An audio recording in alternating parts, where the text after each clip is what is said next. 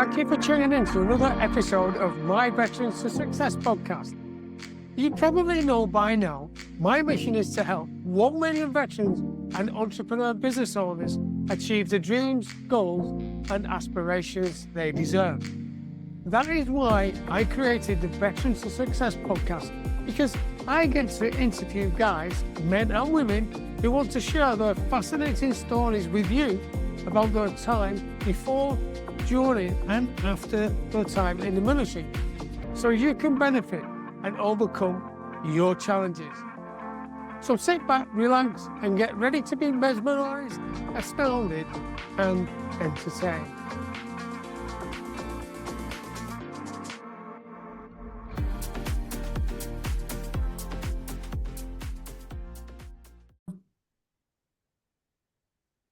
Hello and welcome to another edition of Veterans to Success. And today I've got none other than Ro Sharma with me. Ro, hello. Thank you for joining me today. Hi, Joe. Thank you very much for having me here. It's great to be here.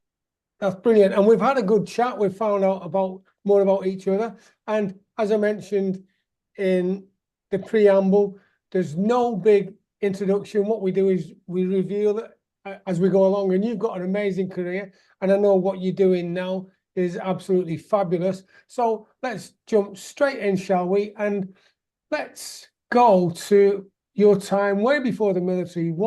So we can find out a bit about what makes you tick. Yeah, let's go back to, I guess, my school days. So I grew up in Berkshire in Slough, which is famous for all sorts of things, including the office and a few other not so great things. But I went to school in Langley at Langley Grammar School. We were really fortunate where we grew up. We had a lot of grammar schools in the area, which was great, gave lots of choice and some good opportunities. So I did my GCSEs and A levels there. Whilst I was growing up, I never really had any exposure to the military as such. I was in the Scouts, and that's where kind of my real excitement and interest in the great outdoors and kind of like teamwork and leadership and all that kind of stuff really came into play. I guess once I'd sort of got through my A levels, in fact, whilst I was doing my A levels, I started to learn a little bit about the armed forces and the army in particular. I remember there was an advert that my dad saw in the newspaper. So we're talking like in the mid 90s for university cadetships with the army. And I remember looking at that thinking, oh, that sounds quite interesting. So I kind of started doing a bit of research, a bit of homework into what it was about. And one thing led to another. I started doing a few familiarization visits, bearing in mind I was 17 around that time. Went and visited a couple of corps and regiments to get a feel. And as I said, I had no exposure to the military until that point. So it was all a real surprise for me. Anyway, long story short, ended up doing my regular commissions board for a short service limited commission, which was the gap year. And I thought, okay, this sounds quite exciting. Let's give that a go. And yeah, that was kind of where things started. That's good. Thank you very much for that. So it turned out a little bit more than a gap year, which you're going to tell us about in a minute. I'm interested in the origins of your surname. It's Ro Sharma. So what went on there? Because I always love to get the feel and the story behind the surnames, if that makes sense. Yeah, absolutely. So my family background is Indian, so I'm sort of British Indian. My father's from North India. My mum's from East Africa. So we had a lot of people from India moved across to East Africa in the early 1900s. So my mother was born and brought up there. My parents came over to the UK in the sort of mid to late 60s and settled here. So myself and all my siblings, we were born and brought up here. And actually, it's interesting because I think, especially in our family and our culture, we didn't have anyone that had joined the military. I had some distant relatives who did have a bit of forces background, and somebody was in the Navy, and there was a bit of Air Force history as well. I think somewhere in my wider family, there's probably a bit of Indian Army or Indian military heritage. In fact, come to think of it, there is a relative who was in the Indian Air Force. But I think for me growing up here, it wasn't something that was a typical path, let's say, and especially No. not with influences at school. But Yeah. yeah, so North India is where my name comes from. Brilliant. Thank you. And actually, there's a great misunderstanding or ignorance, if that's the right word. British people generally do not appreciate, I believe, do not appreciate how important the Indian population were to us in the Second World War, and in fact the First World War as well. They played a big part. So it wouldn't surprise me is if you went down through your ancestry, you probably would find quite a few military links. If that, yeah, Yeah, quite possibly, and I've never actually dug that far into it. But yeah, you're absolutely right. I mean, there's so much crossover in the history, which is really interesting to see. Especially, I think as we, there's a lot more awareness now as well of what the former sort of Commonwealth nations have contributed as well yeah. to the British military over the centuries. So yeah, it's great to see that general awareness.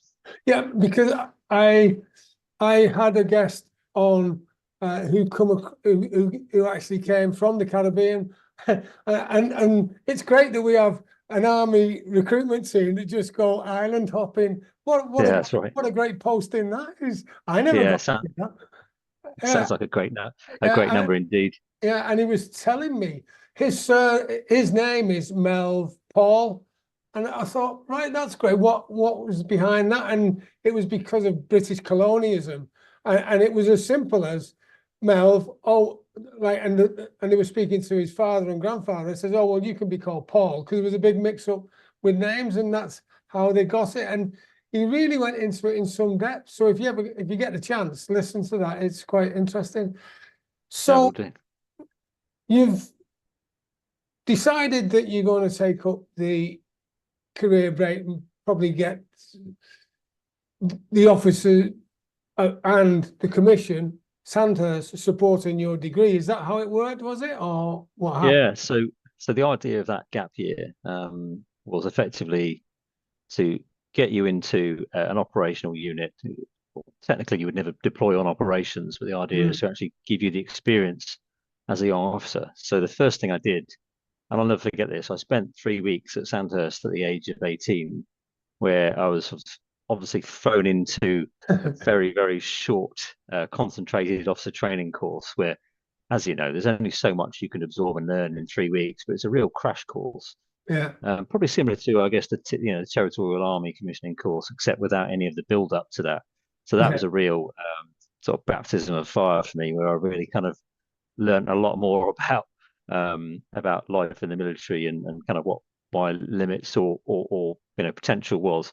I put my hand up. It was a real struggle, but got through the course, and then got sent to a unit based in Gloucestershire, where I was given the opportunity to sort of really understand what it's about being a young troop commander. Yeah. And if it was easy, everybody would do it, wouldn't they? And Yeah. speaking of that, what attrition was there? How many people, men and women, did you lose from your intake?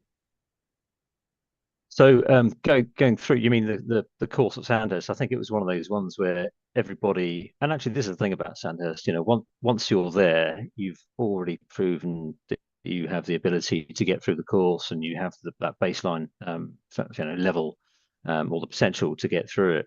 So we all got it, and it was a really high caliber group That's of good. people. I remember a lot of them went on to become doctors, lawyers, worked in the city. Many of them also then actually went on to join the army after university. But in terms of that gap year, the idea was to give you exposure to the army. They wanted a good cross section of society, people who they felt or believed were going to go on and be good ambassadors, and not necessarily to come back into the army, but you had to have a place at university. The idea is you obviously tell everybody about how great it is, and it serves as a good recruitment tool. I mean, I did that gap year, not necessarily with the intention of going back into the army after university, but I very much felt afterwards that with all that experience that I gained, because I spent a lot of time in Norway doing like Arctic training there, in Turkey. I was part of a unit that was involved in a lot of the NATO exercises, and they were kind of movement control orientated. So Turkey, Denmark, Germany, loads of adventure training. It's one of those things you get to do. Lots of, it's always a good one. Looks good in the adverts. Where else? Kenya, Germany, and obviously, yeah, Norway and Turkey. Well, Great experience. Norway is interesting. What sorts of things did you get up to with the Arctic survival, and Yeah, how did that push you to your limits? yeah. I mean that was hard work. I'll never forget the Arctic ski and survival course in particular. Just obviously learning to live in the field, Yeah. but obviously in very, very cold snow and ice conditions, ski marching with some really, really poor equipment in today, compared to today's standards. And it's not like you're downhill skiing bitter slalom. This is because I've been there. I've done the Langlauf or the cross country skiing, and that's Exactly that, freaking yeah. hard work carrying all that kit, isn't it? It is. I mean, there's one thing going and doing that when you're used to being in the field, having trained in the field for a bit of time beforehand. But bearing in mind, I'd only literally just come out of my crash course 3 weeks at Sandhurst and then straight out to Norway.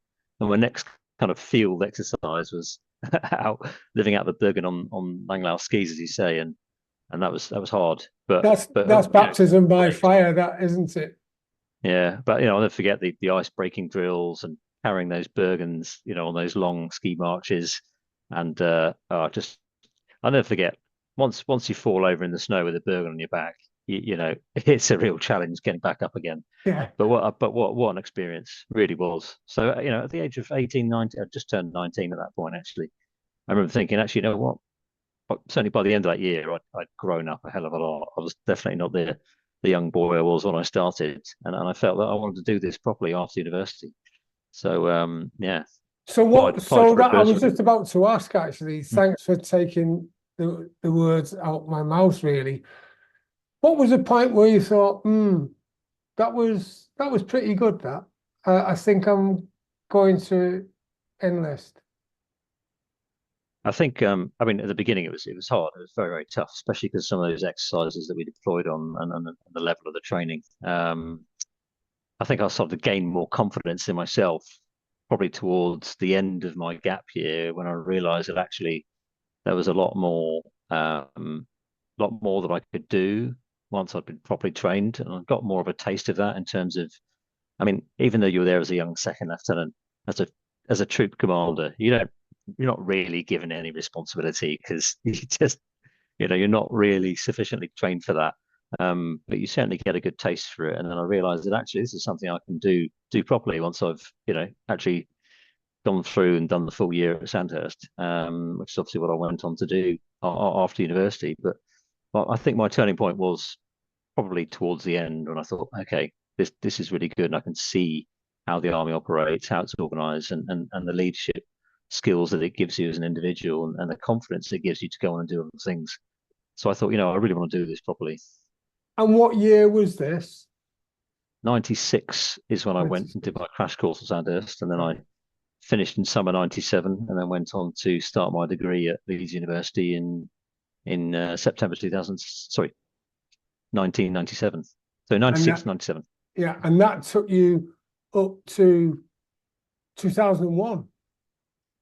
Yeah. So Leeds University, I was part of the OTC there as well, the Officers Training Corps. Again, great way to keep your hand in. I was actually offered an army bursary, so I was paid some money while studying, and that was kind of effectively in the run up to me then being set to start Sandhurst in 2000, 2001. So actually, I took a bit of time out after graduating, rather than going straight to Sandhurst because I had a shoulder injury at the time, so I wanted to recover before going through to do the commissioning course. So I delayed my start by about 8 months, and then I started in April 2001, and that's where the real fun started. And again, you visited Sandhurst, I take it? Yeah, so I spent a year at Royal Military Academy Sandhurst. I was actually sponsored to go through by the Army Air Corps, having done my flying grading before Sandhurst, and I then noticed that actually because you are like, a flex wing and helicopter pilot, aren't you? so yeah, there's a bit of a story here. I mean, I was even though I was commissioned in, so I did my year at Sandhurst, where you do obviously your standard leadership training, your basic training, and then you're taken all the way through to commissioning. So I commissioned once you finish Sandhurst, you then obviously go into your specialist officer training, whether that be artillery, infantry, engineers, Army Air Corps, or whatever it is. So I spent a year training as an army pilot. So I flew about 150, 160 hours, and that was across fixed wing and rotary. But unfortunately, my flying kind of came to an end in 2003. Um, it was a very, very tough course, and I just didn't make the necessary grades to progress on to the last stage. But that was an incredibly insightful experience. Great fun, but very, very high pressure. And I think it was just after a period of introspection, it clearly wasn't something that was meant for me at the time. So but that came to an end. But I actually then transferred to the Royal Engineers, which obviously is a whole new Which story. is where we have our synergy. What we have something in common. And by the way, I've got a pilot's license, fixed wing and rotary, so I know how. I've not been under the training for military Army Air Corps, but certainly rotary helicopter is interesting, especially on the engine off landings. Yeah. Because then a rotary, it just becomes a lump of metal because there's not even wings on it, which is always interesting. So engineers, brilliant. You become a sapper officer. Yeah. So I did my 6 months of Royal Engineer Specialist Officer training, and I have to say it was great fun, and made even more special because of the caliber of the of my sort of fellow young officers on the course. And I think I was drawn to the engineers. Obviously, I had an offer to join the engineers at Sandhurst as well, and some of my best friends actually ended up joining the engineers, or certainly some of my best friends today are people that I served with at the time. But it was the course that really made it. It was very different sort of course material to I guess what I'd been involved in just a few months before, and just to set the tone, I guess, or the scene. This was actually around the time that the Second Gulf War kind of kicked off. So March 2003, when obviously we had a big contingent of the British forces over in Kuwait getting ready to kind of do what they did back then. And there were a lot of things going on in the world. So we were all kind of in our officer training, watching the world unfolding. And bearing in mind, during my time at Sandhurst was when 9/11 occurred as well. So my period serving was during a particularly busy period for the armed forces, Afghanistan and Iraq, as we all know, the rest is history. But yeah, we're young officer training the engineers, and I just had some really, really fantastic colleagues there, which I did all my combat engineering and mine warfare training, bridge building, and all the rest of it that we're used to as sappers. Well, because I remember I served with 2-4 Field Squadron when we were at Chattenden Barracks at Rochester, and we used 2-4 Field Squadron. We used to support young officers course, field sergeants, and the section commanders. Drake Strum, I'm sure you still have Drake Strum. That was I remember that exercise. Yeah, that's tough.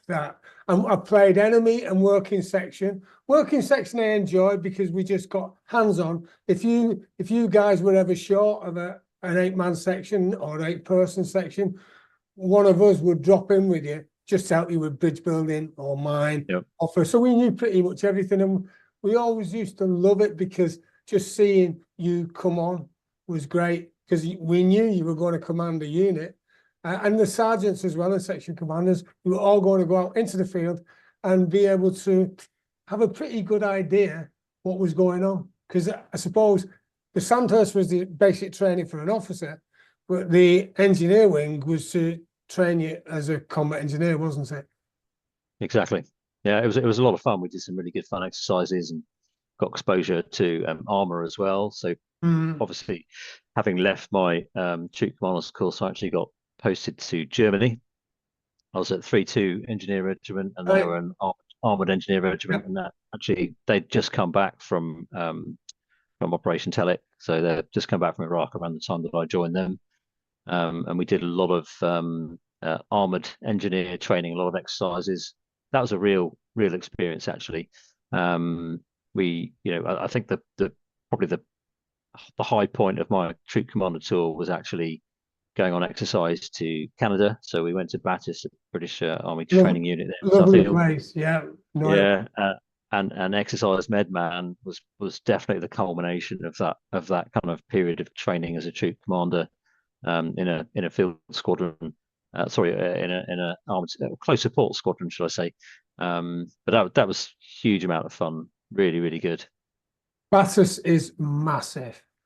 I remember we moved a Bailey Bridge just 6 mile, and yeah, we got caught in the middle of a live fire exercise. It was interesting. Yeah. Yeah, so fun times of Bathurst. So what did you get up to then with your role as an officer? So my next tour was um, actually I worked in the recruitment team. So I was based at Ninley again. Actually, I had two roles when I was there because I was quite a keen skydiver as well. So I was actually very heavily involved in the Royal Engineers Sport Parachute Association. So I actually got involved in organising expeds and managing the team there based at Gibraltar Barracks. So I did a lot of skydiving, yeah, and obviously my main role was looking after the recruitment team. So soldier recruiting for the southeast was my responsibility.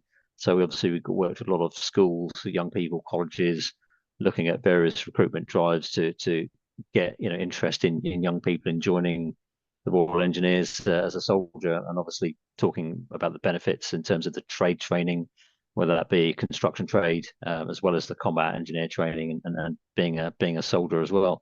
So that was really quite interesting. I did that for about a year and a half, based in Minley. Do you like coffee? A lot of people tend to spend money on expensive coffees from outlets without even thinking about it. Well, for the price of just 2 coffees per month, you can gain access to valuable business and life resources gained from my over 37 years in business and 15 years in the military. These world class resources are designed to help you achieve the goals, dreams, and aspirations you deserve. So visit joeteams.com now to find out more. That's JOETEAMS.com to find out more. And then went on to my follow-on job, which was actually as a well, the post was a squadron training officer, and that was up at 3-8 Regiment, at 3-8 Engineer Regiment up in Ripon. But actually, the role that I was, or the guy that I was taking over from, was actually out on tour on Operation Telex 7, no 8, in fact. So I actually went straight out to Iraq to take over as a battle group engineer for one of the battle groups out there. So that was my follow-on role, and actually I ended up spending a tour and a half, or close to 2 tours out in Iraq, based in Basra, doing some pretty interesting roles as a battle group engineer, working with 2 different battle groups. So that was definitely, even though I was out there in one stint, it was definitely 2 very different tours. The first one being looking after kind of construction projects, working with local communities to invest in infrastructure projects, fixing schools, consent winning projects. Spent a lot of time out on the road. But then the second tour was actually working with the Force Reserve Battle Group, and they were actually involved in a lot of the sort of higher profile operations in terms of identifying all sorts of nasty things that were going out there, and then I was more involved in the planning. Thank you. And I understand there'll be information that's operationally sensitive. What can you describe of some hairy moments that you can disclose that you had? Yeah, I mean, I think it's no secret that it was a particularly violent period in Iraq around 2007.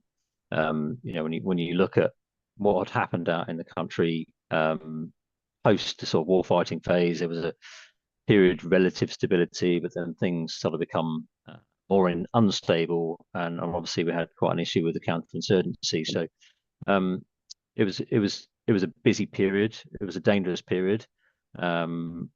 Things like rocket attacks on bases were a very, very regular occurrence. So I remember quite a few of those on the base. Obviously, being out on patrols, dismounting vehicles. One of the main ways in which British troops were being attacked was through IEDs, and improvised explosive devices. So that was a big risk. We lost a lot of people out there to that threat. And then obviously getting out of your vehicles to clear areas was even worse, because that's when the snipers started engaging you. So fortunately for me personally, never got caught in any of those incidents, but we worked very closely with a number of people who did. So it was just very much luck of the draw. Very, very interesting time. I think the way I would sum up my time on tour is it gave me a lot of confidence in myself, my skills, my ability to cope and work under extreme pressure. A lot of what I was doing was actually as the back group engineer, working, I guess, in the planning for all of the operations that were taking place. So getting involved in some quite important high level decision making, senior level briefings at brigade level, and then obviously briefing the battle group as they went off to conduct various operations. But that was a really insightful. I made some very, very close friends out there. We lost people out there as well, which was absolutely terrible. But it was certainly, I would say, the making of me in terms of giving me the confidence to do what I want to do next. Now, thank you for sharing that. Now, my observation is that you feel that you were very fortunate you didn't actually go, you weren't caught out. The fact is, though, your training's an operations officer, and you're in charge of a few hundred people, right? And so how did you feel when things went right, and then how did you feel when things maybe didn't go so right and there was a fatality or an injury, and what sort of things went on, especially, again, not operationally sensitive information, but globally, how did the unit feel, and what were your challenges? Yeah, I mean, one of the great things about the military, obviously, is that we join the military to serve, and it's always about the people around you, the training, the teamwork to get the job done. Politics aside and what you believe in, you don't have time to think about that, but you do it for those people around you, and the training is first class, as we all know, for all of those out there, and for all of us who have served. We go through tough times. We went through some incredibly tough times together, but I think it's that bond, and that shared experience that helps us get through it. And I think when things did go wrong, and inevitably they do, you can only do your best in any situation. And I think that's the one thing that the military's always instilled in me, is just do the best that you can, be as prepared as you can. And it doesn't always go to plan, but as long as you know that you've put everything into it, that's the key thing.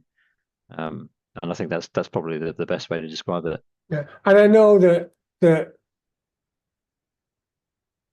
the guys are a pillar of support for each other as well, aren't they? Both men and women, just to be there and to give an ear, just to be able to have a talking point is extremely important, isn't it? Yeah, it's interesting, because obviously when you're on tour, I mean, I sometimes think about this. Even I think about some of the more sort of sensitive issues that occurred out there, and where there were losses. We had a job to do, and I think it's only when you come back from tour that you really are able to kind of slow things down and think about what actually happened, and process that, and obviously the grieving process which ensues, because when you're out there, it's a strange thing. And I think anyone who's served in uniform, whether it's public services or in the armed forces, when you're doing the job, you have to rely on your training and your professionalism to do the best that you can. And when things go wrong, you don't always have time to actually process what's happened in that moment, or even for the remainder of your tour, until you come home, and then you really can kind of think, with that safety blanket of being able to think and slow down and process. Yeah, So that's something the which causes its own decompression, issues. the Yeah, decompression, exactly. so to speak, where you can process what's gone on, and you think, wow, because when you're in the thick of it, right, whether there's live rounds going over your head or it's just metaphorical live rounds going over your head, you haven't got time to process. You just got to think, haven't you? And that classic phrase, work well under pressure. I can say that when I see someone who's ex-military, I can work well under pressure, I pretty much know that's a true statement. Yeah, you know what they've been through, and that's one of the great things about, when you transition from the military, which I guess we'll talk about. I mean, I finished my tour in 2007, and I remember thinking, actually, you know what, I've that's been a hell of a tour, and I've experienced so much, worked with so many amazingly talented individuals under really high pressure sort of circumstances, and I thought, I'm not sure I'm going to be able to top that experience. So I actually decided that at that point, I think now's the time to start my next stage of my career. So I was fortunate to have left on a real high. So I actually ended Yeah, up leaving in 2008. and that's great to recognize. Let's get out while the going's great, and Yeah. I've got no regrets. Just before we leave your military career, though, you had a few Gucci jobs, right? What a class as Gucci, like skydiving, because I've done parachuting. Skydiving is totally different, and the parachute Royal Engineers parachute display team. I knew a few guys. They were mates of mine when I was in, and they were complete nutters. And plus, you've also got your snowboard instructors course. So what on earth, by the way, great job. What on earth grabbed you to do those two extracurriculum activities, and what did you get out of it? Yeah. No, I really enjoyed the adventure training side, and it's not something that everybody necessarily got exposure to, but I just kind of made sure that I was in the right place, to be able to kind of be in a position where I can. I just had a real interest, and from an early stage, I actually did my AFF skydiving course whilst we were at Sandhurst. It was a small group of us went off to Florida, and we became Oh, qualified nice. skydivers Yeah, whilst there. So from very early on in the military career, it was something I always had an interest in, yeah. um, and just made the most of the opportunities. So went away on a few expeds during my time as a young officer, and then when I got to mainly, I was at a point where actually I had enough experience and the relationships where I was trusted to look after the Royal Engineers parachute team. So I did that for a year, which is, an administrative job. But I looked after a few nutters as well, as I remember. Um, but it was a lot of fun. It was great because they got involved in some really cool things, and sport parachuting is great for Mm, young recruits in particular. So the yeah. the the the ethos was always to encourage new young soldiers from training to take up parachuting and skydiving, because it's a great leveler, really instills so much confidence in them, because it's terrifying for people who've never done it before, but giving them those skills and drills through that really exciting sport, just really enjoyed it. So myself, I did compete in a lot of competitions. We had a four-way team which won our category at the Well Army done. Parachute Championships. We're really really disciplined team, and formation skydiving four-way is an interesting discipline in itself, and takes lots of practice, as does anything that involves winning medals. But really really enjoyed that. Snow sports as well as skydiving, and actually I did a lot of mountaineering and hill walking. I got my JESMEL qualification, which enabled me to lead mountain expeditions. Um, I just made the time to go and do these things because the opportunities are there. Yeah. And that, as well as the snowboarding and the snow sports, just sort of made the most of it. Interestingly, the snowboarding is something actually I went off and did a qualification as part of my resettlement. So I actually became a Canadian Association of Snowboarding Instructors Level 1, got that Well qualification done. as part of my resettlement, which was good fun. We did that in Canada, so that was really good.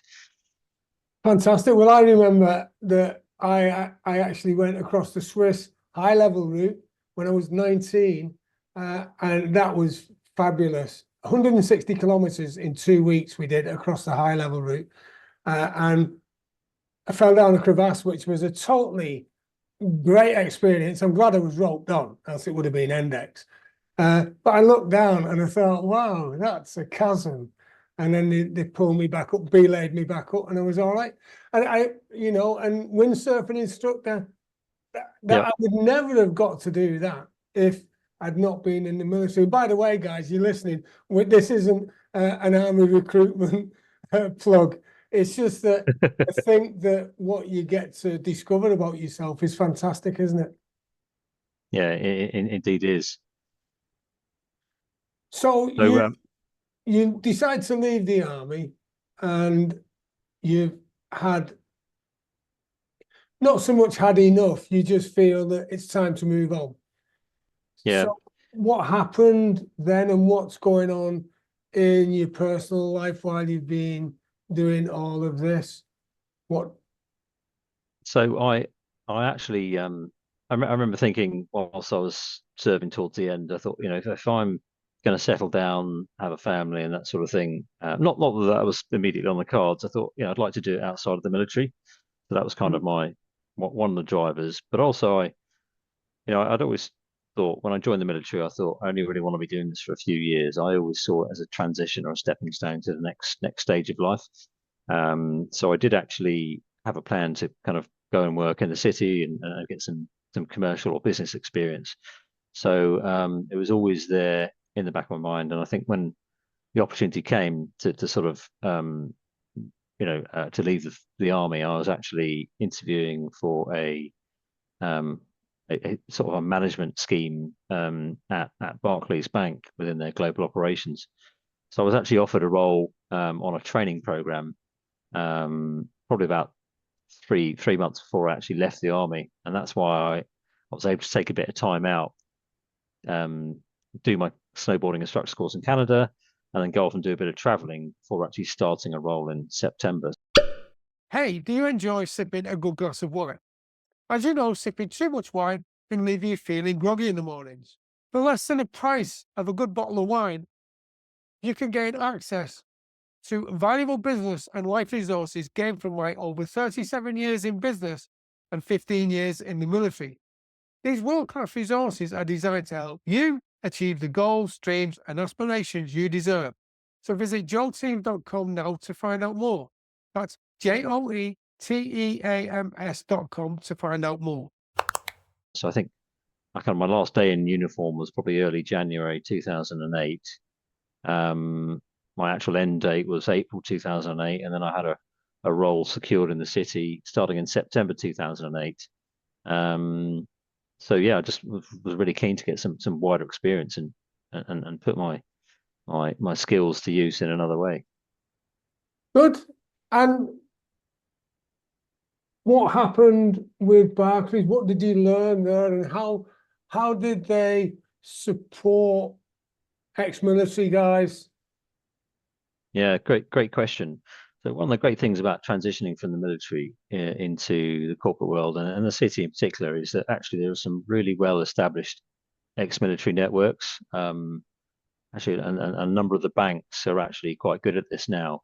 So at Barclays, we did have a number of ex-military people who were in quite senior management positions, and they recognised the benefits. Now, when you leave the military, it's very difficult to kind of sometimes quantify what your skills and experience are and translate them in a way where somebody with no military experience can recognise what it is you bring to the table, and that can often be quite challenging.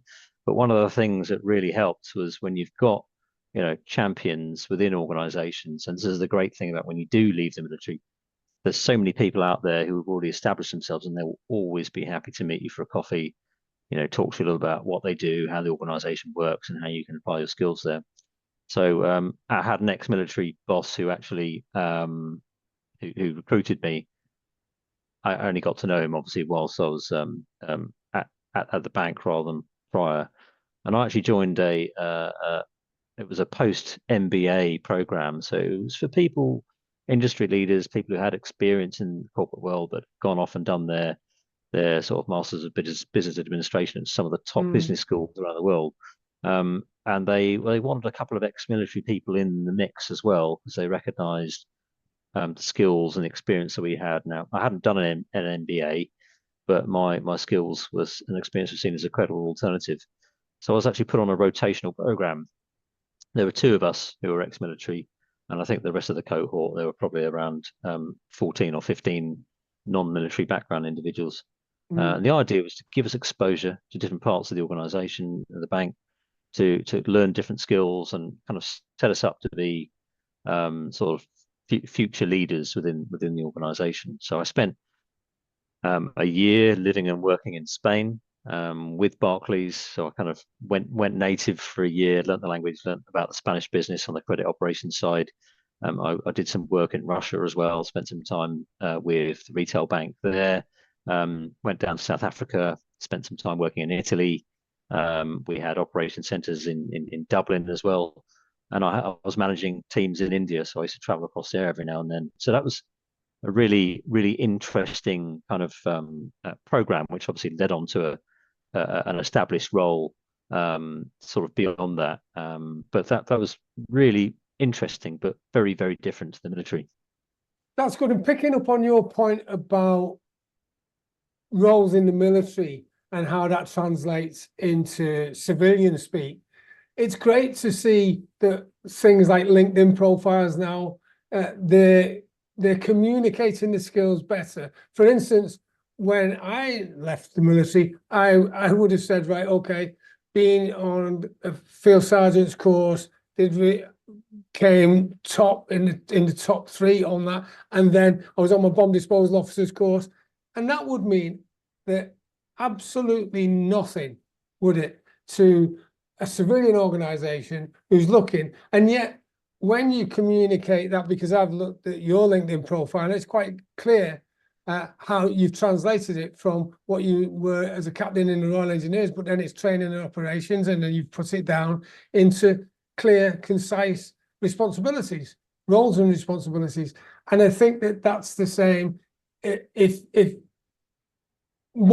you take one thing away from listening to this podcast today, it would be to actually examine the roles and responsibilities you learned and had in the military and translate that into easily understandable snapshots of what you've done, the career. Does that make sense? Yeah, 100%. Because I think people leaving the military certainly have the skills and the experience to take on, quite significant responsibility, and more than anything, it's the ability to learn new skills, because it's that constant performance improvement, learning, training, bettering yourself, which means that you can go into any organization and pick up the skills that you need to master the trade, as it were. But it's those wider skills that really, really give you the edge, whether it's your communication skills, your teamwork skills, your leadership skills, your reliability, which is probably the biggest thing, and actually delivering what you say you're going to do, and keeping people appraised of where you are and what you're doing and how you're going to get what you're doing done. And that's one of the things that really, really lacks out there, because for all of us who've served, we recognize the importance of keeping people informed and having, good communication skills and delivering to your word, because lives depend on it. But obviously, when you're outside the military, it's a different kettle of fish, and people's priorities change. There are no clear lines of let's say, command and control, which doesn't really exist in the corporate world. No clear lines of communication. There's a lot of politics. There's a lot of conflicting objectives and agendas, and you have to learn to navigate that. So that can be a challenge, but that's perhaps a slightly separate point. But people leave the military are very well positioned to adapt and mold and learn new trades. And having said that, because I fully appreciate what you're saying there, I know that sometimes it can be quite of an agitation, frustrating even, when things don't move at the same speed with the same accuracy in civilian street. But the fact is, that's where we come into our own as well, because we're able to take control and say, right, okay, where are we now? Where do we want to get to? This is how we're going to do it. Yeah, And I think, 100%. yeah. And So I was, what experience have you had with that in the corporate world? yeah. So actually, funnily enough, even though I started in one part of the bank, I actually moved over to the investment bank where I sort of did, I probably spent half of my time in banking in both retail and investment banking. So in the investment bank, I was actually within one of their sort of wider program management functions. So actually, my role as a project and a program manager was actually to manage big changes within the organization, and that really utilized my sort of project management skills, my ability to communicate to stakeholders, monitor progress, set schedules, and make sure that things are actually being delivered. And in a big complex organization, again, where people have conflicting priorities, most things are being done on the side of a desk rather than than people just accepting what you ask of them and having to do it on the side. So that takes a lot of not just coordination, but ability to build relationships and influence people to get things done, because there's no, as I said, there's no command structure or way of there's no mandate for people to do anything when you're working in that sort of style and organization. So I had to really utilize my interpersonal skills and couple them with my organizational skills to actually move things and initiatives forward.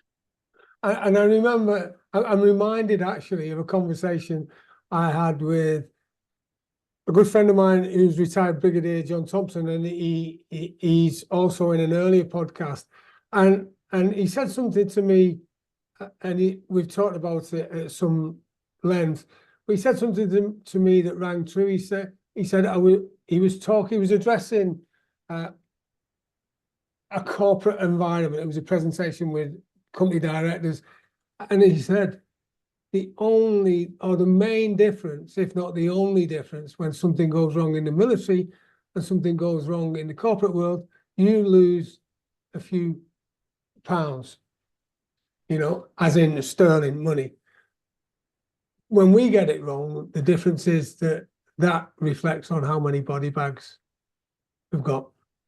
And you could hear the pin drop in the room, because that really hit home.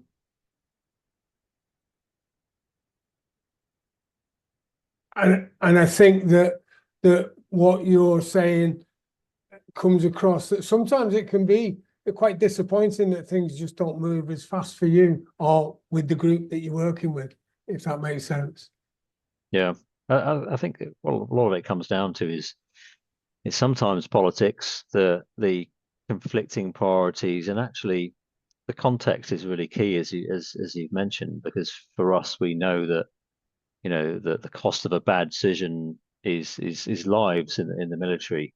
I think when you're in the commercial or corporate world, some of the people you're working with don't have any context of life and death situations. So even though for us we know that actually this isn't necessarily as stressful a situation for us as it perhaps is for them, it's sometimes because their jobs and livelihoods may rely on it. And I think because I was in banking where it was quite cutthroat, there's a lot of focus on not just bonuses, but actually more on keeping your job.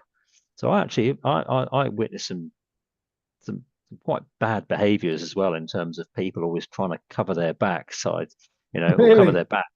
And it was very, very, very strange behaviors, because stress and pressure brings out the very best, but also sometimes the kind of the not so good or the worst side in people as well.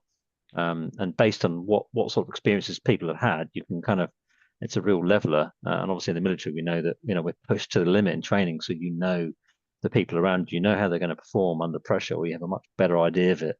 But in the civilian world, and more so in the business world, which I'll talk about in terms of what I do today, you don't really know what people are made of until you really see them under pressure. And that's when all sorts of different behaviors come into play, which you won't get in the military because of the way we're trained. Yeah. But that's And the nature of the big wide world, right? yeah, and some wheels fall off quicker than others, don't they?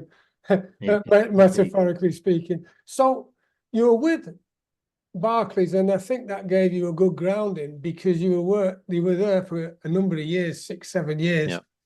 What brought you to the point where you thought, right, let's move? So I was actually, so I spent a bit more time beyond Barclays. We're actually working for a small consulting firm, so a management consulting firm that was still working with banks, and I spent a bit of time working with them. And actually, I was less involved, or not so heavily involved in the delivery of projects, but I got more involved in how do we build value into this organization and how do we increase the value of it through sales, marketing, business development, and a bit more strategic thinking. And that's when I kind of got a lot more exposure to the the more entrepreneurial side to business in terms of Yeah. being someone that can actually build and grow things. So I think my corporate kind of life took me to about 2017, after which point I'd realized that after many years of being an employee, that actually I wanted to be doing my own thing and building a business and really utilizing, harnessing all those skills I'd garnered over my time in the military and the corporate world, from people management to risk management, to stakeholder management, managing people and relationships, and just using those skills which I honed in the military just to get things done, finding solutions. And I decided that I wanted to set up my own business. And actually, I'd always had an interest in property. And I decided actually, after having invested in a little bit of training, that I was going to start up a property investment business. So actually, since 2017, 18 onwards, I've kind of entered my third career, having been military, then banking, corporate, into being a business owner. So that's kind of where I found myself, and that's what I've been doing to today. And that's good grounding, and we can touch more on that in a minute. And of course, being in property, you've seen some interesting times. You would have seen some interesting times in banking, and you certainly did see interesting times in the military.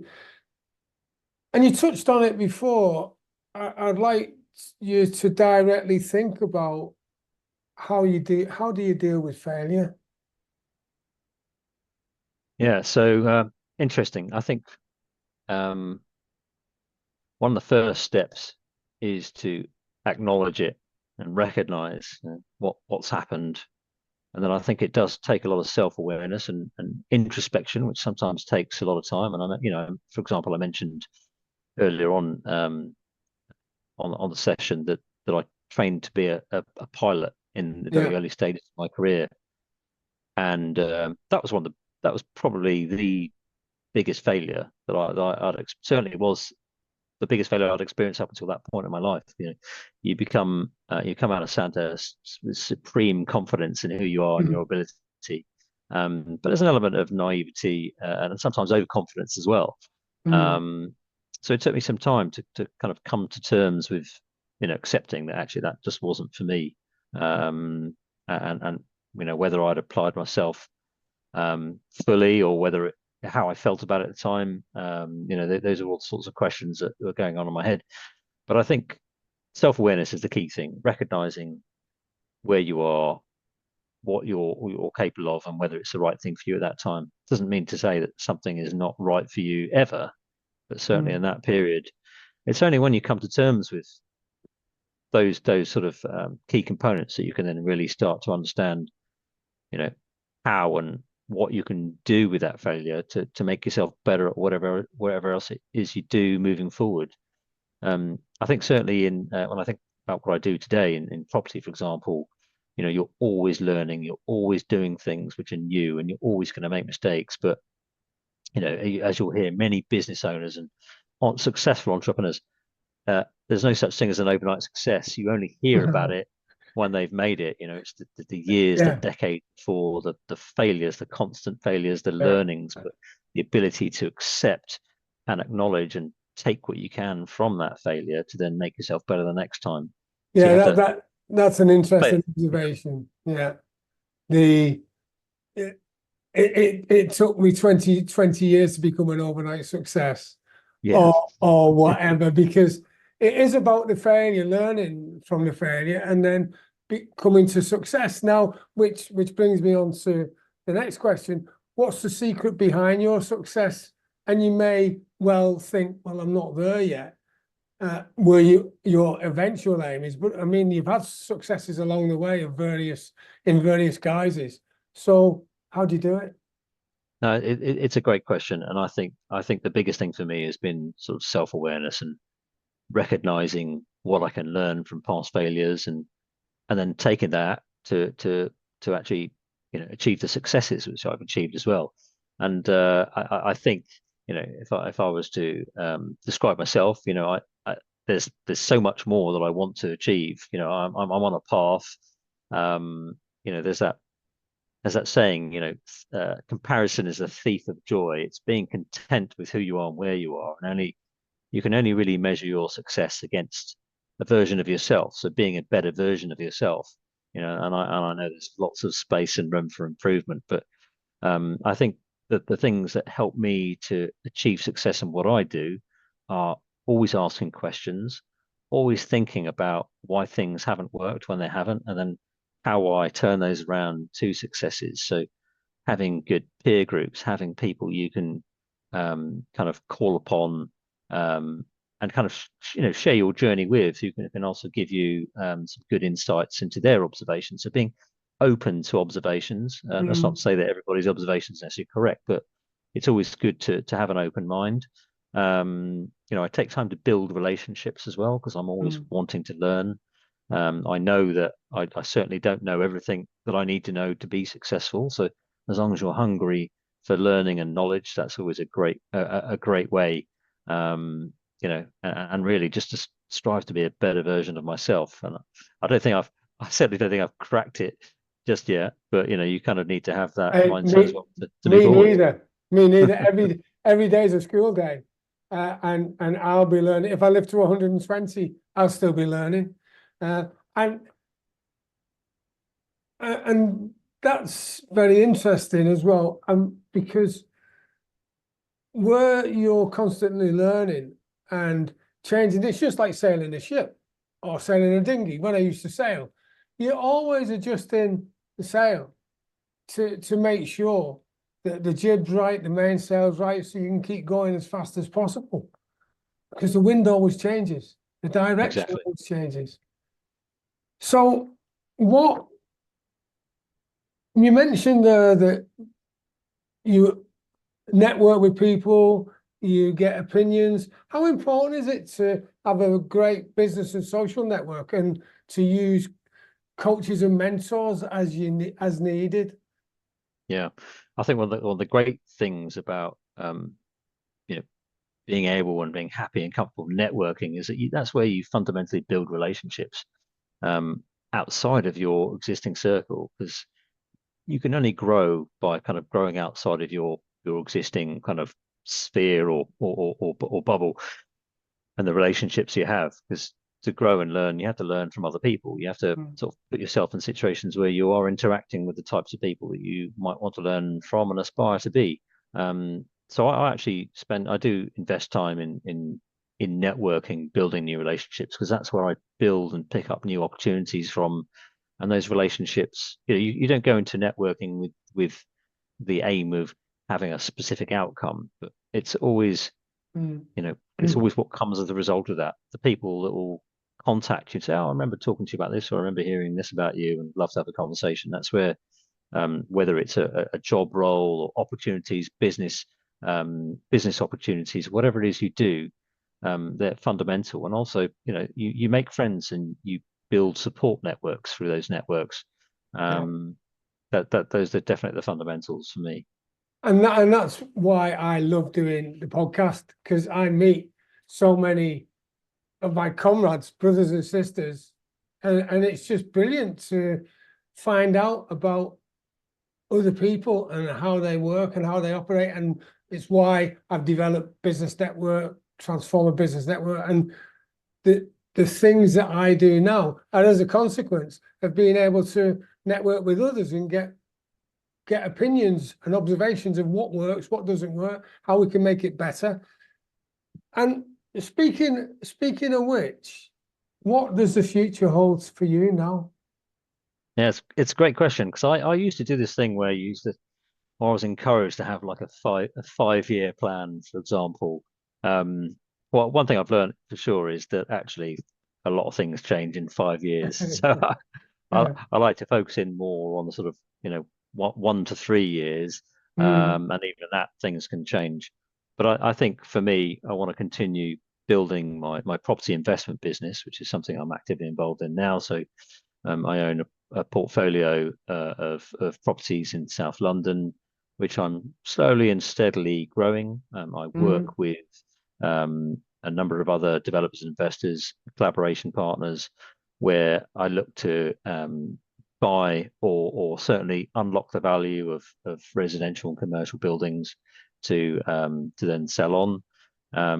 So I think for me, probably over the coming years, I want to continue doing more of that, building a good solid foundation for the future generations. mm. Um, but I also have a lot of interest in business building outside of property. I've got a big interest in property technology, for example, and that kind of couples some of my experience and interests from when I was working in the corporate world with what I do today. So, a couple of years down the line, I see myself having established a bigger portfolio, and perhaps looking to commence new ventures with people. So I have a lot of interest in business building and business Yeah. investing. So that's perhaps what the future holds. But you know what, more than anything, just Yeah. enjoying life on terms which I've created for myself. And that's one of the benefits that comes from being a business owner, I guess. Thank you. And how can people get in touch with you? Whether they want to just have a chat, whether they just want to network, or indeed they think, yeah, actually, I could do business with this guy. How could they get in touch with you? Yeah, absolutely. So, I mean, LinkedIn is a great way. So, Ro Sharma on LinkedIn, and you'll see me with my sort of Sandhurst military experience. If you were trying to work out which one it is, because there's a few people with my name, Yeah. and Finura Property, which is my property company.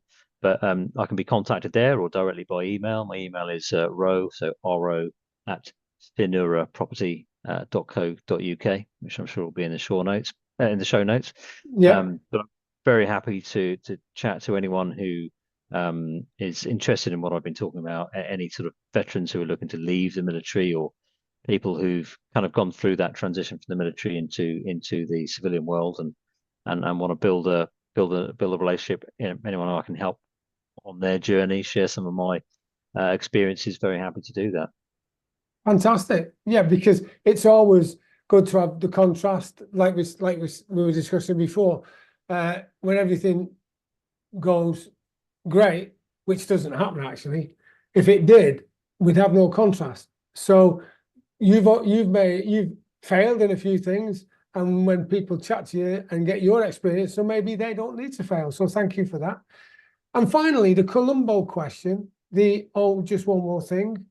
What is the one tip that springs to mind that you can give to someone leaving the military or has left the military and just wants to get better results? Maybe they're on a bit of a downer, low spot point, and they want to get success. Or indeed, if they're not in the military but have listened to this podcast because they want to find out more about how our mind works, what's the one tip you could give them?